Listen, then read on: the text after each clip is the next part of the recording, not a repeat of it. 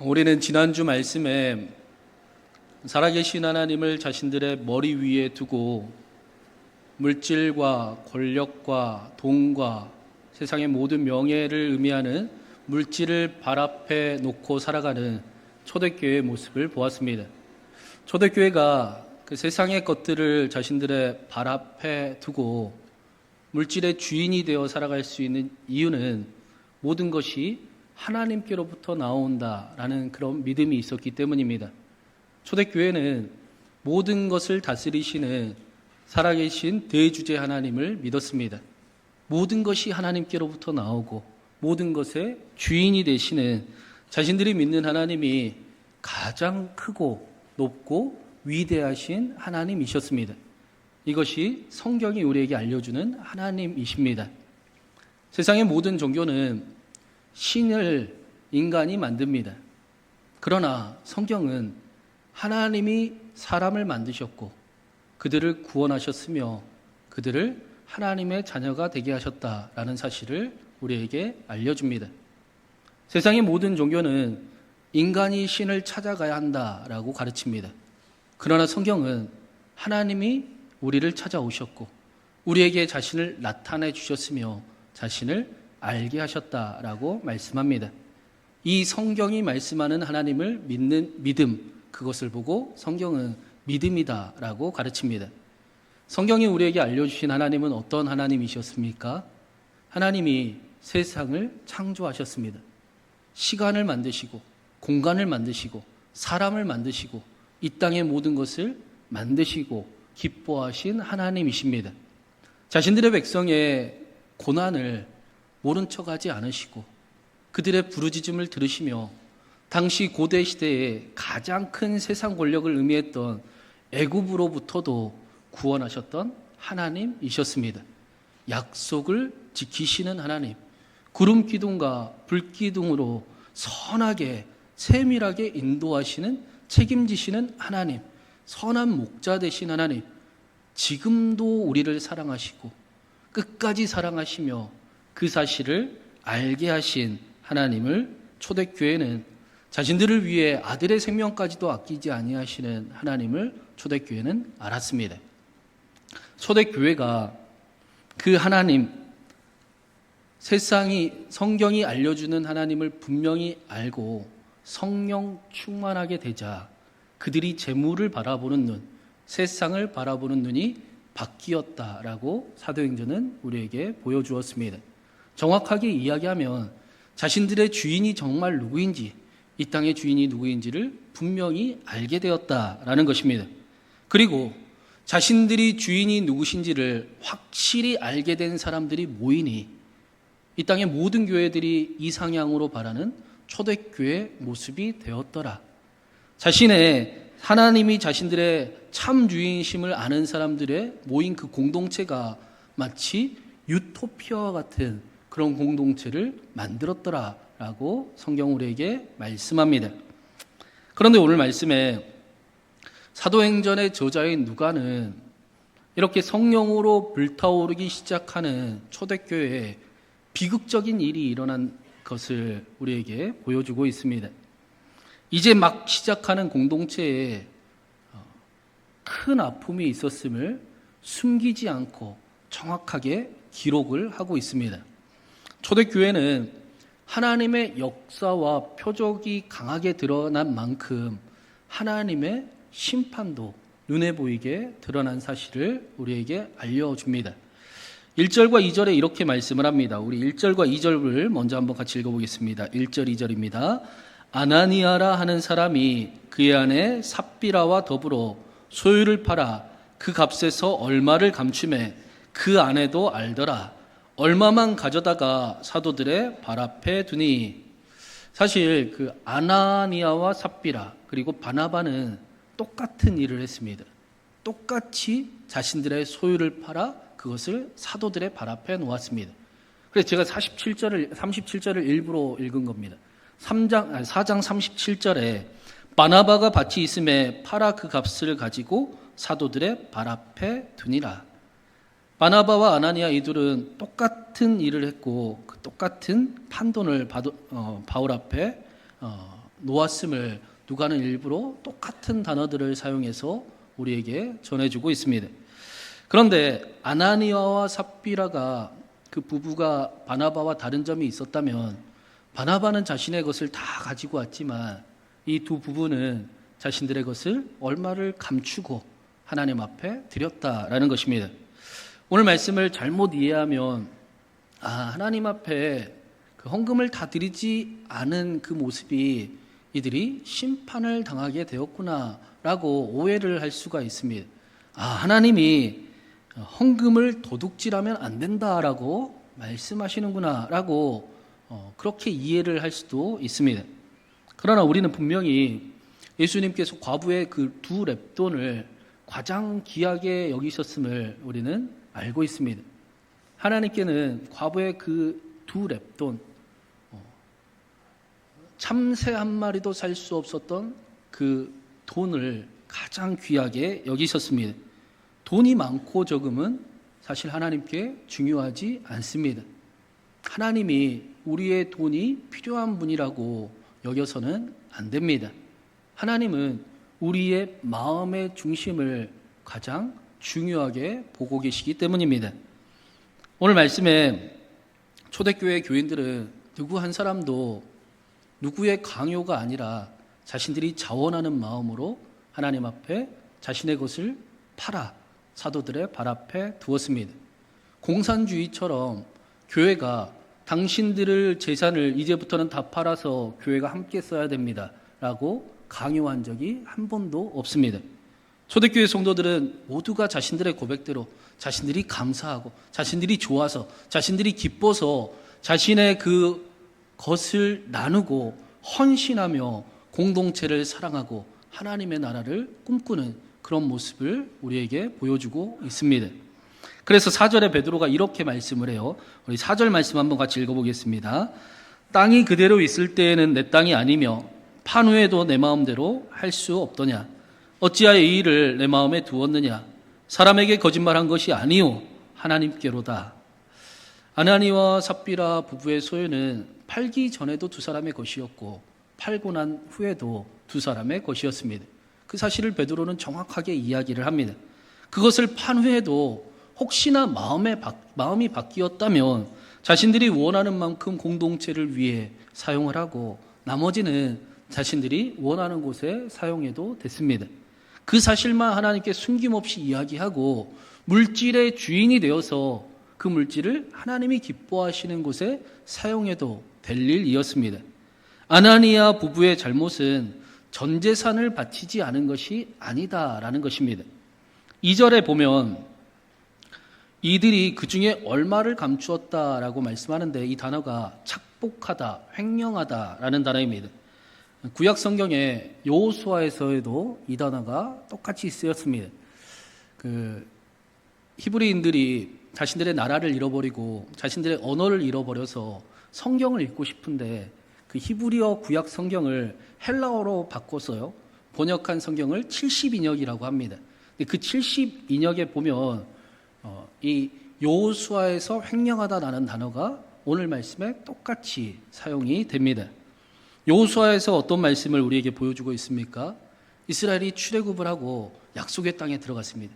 이제 멋지게 하나님의 약속을 경험하며 그 땅을 정복하는 그런 이야기를 우리가 읽었습니다. 그런데 난공불락의 성이었던 절대로 누구도 무너뜨리지 못할 거다 여겼던 여리고성을 하나님과 함께 너무나 하나님이 하시는 방법으로 무너뜨리고 나서 그들은 어이가 없게도 초라한 아이성에서 큰 패배를 당하고 맙니다. 그 이유를 찾아보니까 아간이라는 자가 하나님의 것을 훔쳤기 때문이었습니다. 거룩한 백성이 되어서 거룩한 하나님의 나라를 향해 나아가는 그 첫 발걸음에 하나님을 잃어버리는 자가 그 공동체에 나타나기 시작을 했다라는 것입니다. 여기 아간의 도둑질할 때 이 단어가 똑같이 쓰입니다. 아간은 하나님께 드려야 될 물건을 훔쳤습니다. 그리고는 자기 장막에 땅을 파고 아무도 모르게 깊숙이 그것을 숨겨놓으면 될 거다라고 믿었습니다. 사람들도 모르고 아무도 모르고 심지어는 하나님도 모르실 거다라고 믿었습니다. 하나님께서 그런 아간을 단 한 번의 범인이라고 지목하지 않으시고 제비를 뽑게 하셨어요. 아간은 제비 뽑기를 하는 도중에 제비를 뽑아 자신의 지파가 나오고 자신의 족속이 나오고 자신의 가문이 나오고 자신의 집안으로 나올 때 그때 자신의 잘못을 고백하고 하나님 앞에 용서를 빌어야 했습니다. 그러나 끝까지 아간은 하나님도 절대로 모르실 거야 라고 믿었습니다. 자신이 훔친 물건을 아무도 모르게 땅속 깊이 숨겨두었기 때문에 누구도 모를 거다. 제비뽑기로는 절대로 나를 찾을 수 없다라고 여겼던 것입니다. 약속을 이루시는 하나님, 난공불락의 그 여리고 성과 적들도 이기게 하실 수 있는 하나님, 대주제 하나님을 잃어버린 일이 이스라엘에 나타난 것입니다. 지금 아나니아와 삽비라의 모습이 아간의 모습과 정확히 일치합니다. 그래서 베드로는 3절 4절에 이렇게 꾸짖는 거예요. 우리 3절 4절을 한 번 더 같이 읽어보겠습니다. 3절 4절입니다. 베드로가 이르되 아나니아야 어찌하여 사탄이 내 마음에 가득하여 내가 성령을 속이고 땅값 얼마를 감추었느냐. 땅이 그대로 있을 때에는 내 땅이 아니며 판 후에도 내 마음대로 할 수가 없더냐.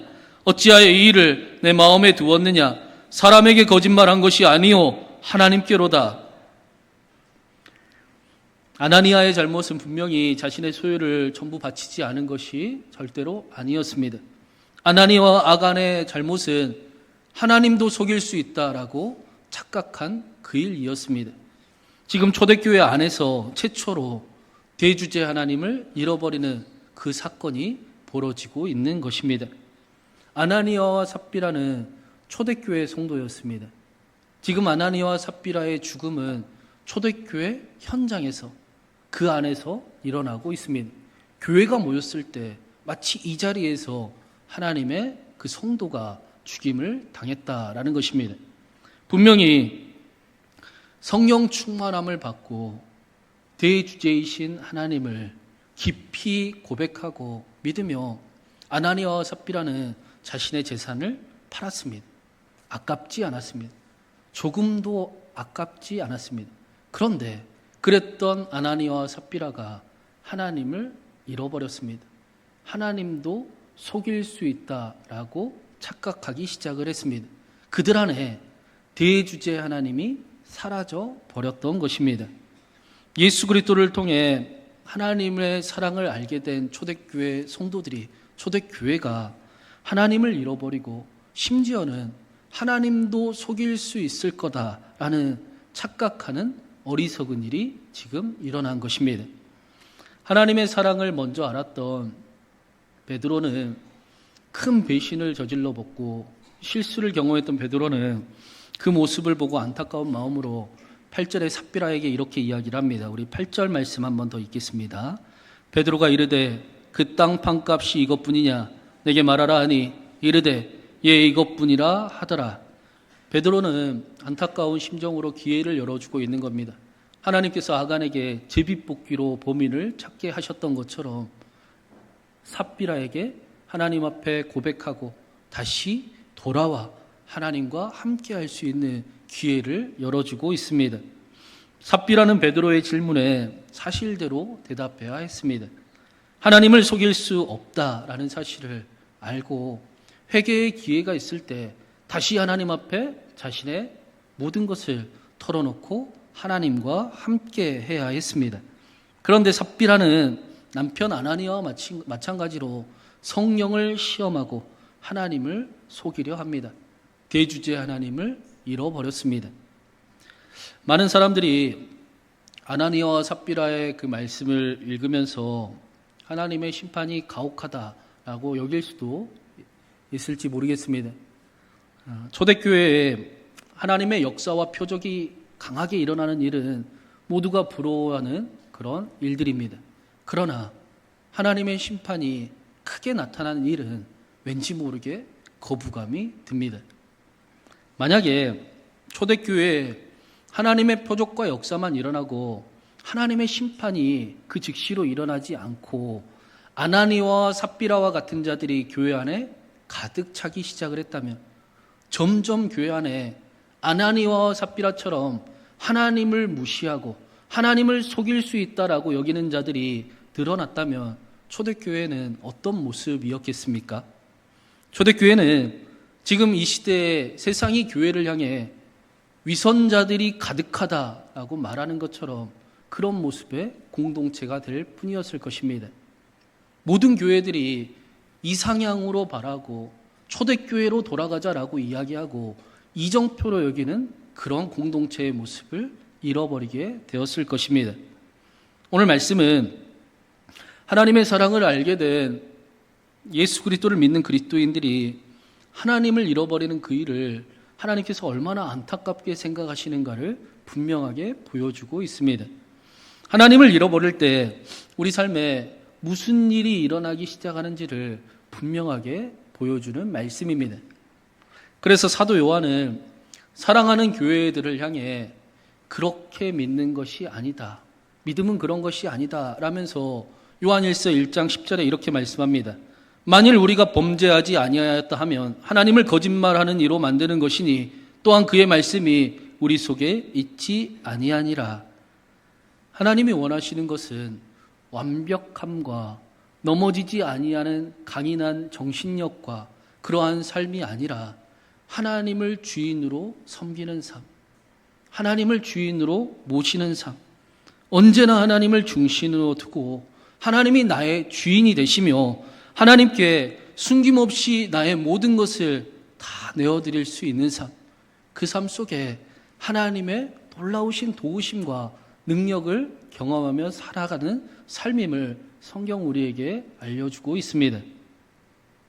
오늘 읽은 말씀을 읽으면서 우리는 왜 굳이 사도행전을 이제 시작하는 이때에 교회가 뜨겁게 성령으로 불타오르는 이때에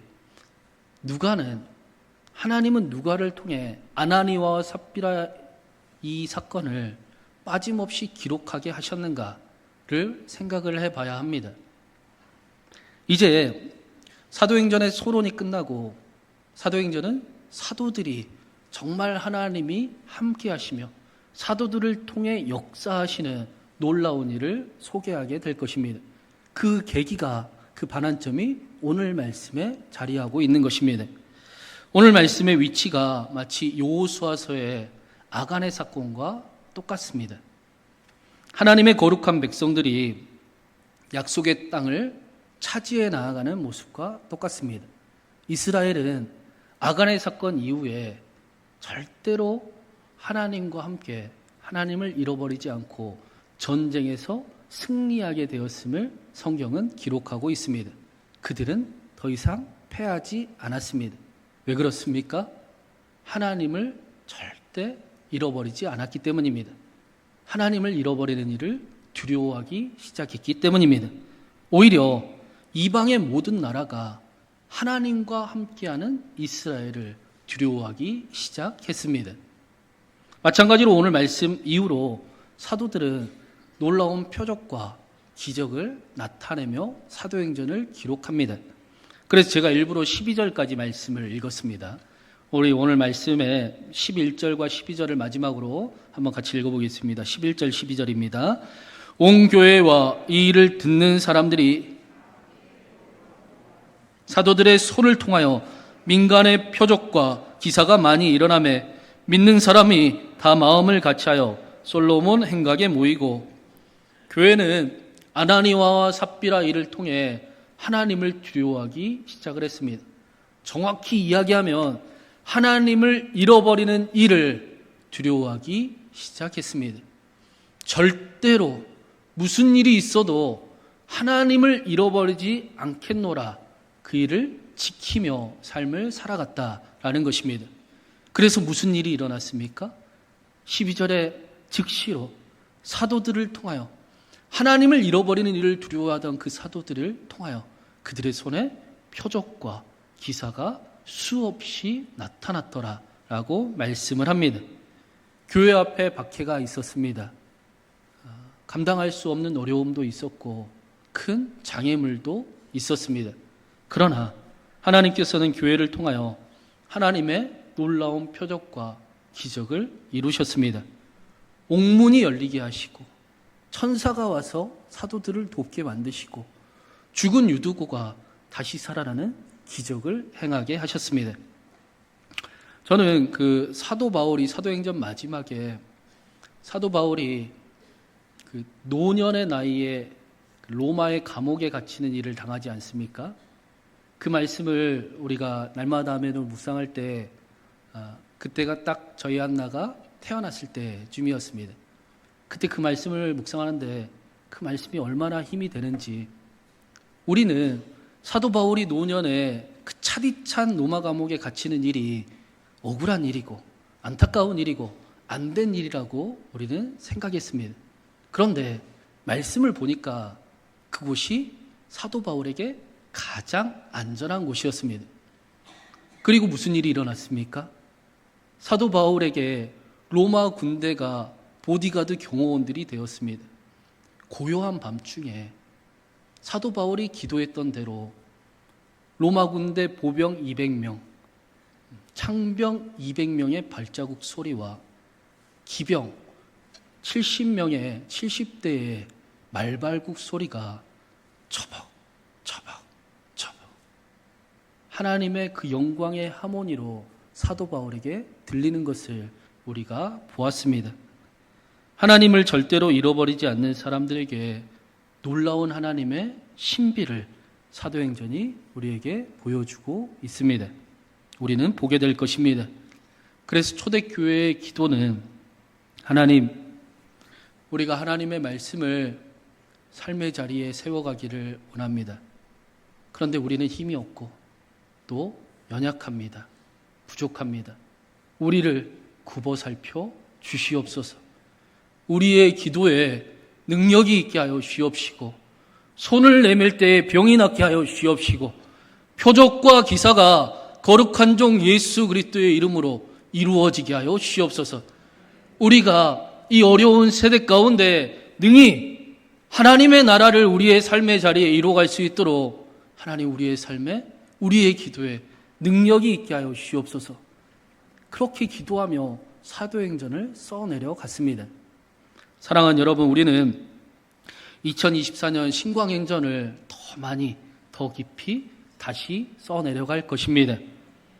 하나님을 절대로 무슨 일이 있어도 잃어버리지 않는 하나님과 함께하는 저와 여러분을 우리 교회를 통하여 하나님께서 놀라운 일을 이뤄가실 줄로 믿습니다. 하나님을 잃어버리는 일을 가장 두려워하는 저와 여러분을 통하여 세상에 두려운 일이 있고 우리를 가로막는 어려움이 있지만 그러나 하나님 우리는 하나님의 나라가 우리의 삶의 자리에 이루어지기를 원합니다. 우리를 굽어 살펴 주시옵소서. 우리의 기도에 능력이 있게 하여 주시옵소서. 우리의 삶에 힘이 있게 하여 주시옵시고 우리가 손을 내밀 때에 병이 낫게 하여 주시옵시고 표적과 기사가 거룩한 종 예수의 이름으로 이루어지게 하여 주셔서 하나님의 자녀된 삶을 그리스도인의 삶을 능히 살아가게 하여 주시옵소서. 그렇게 기도하며 이루는 저와 여러분 되기를 간절히 바랍니다.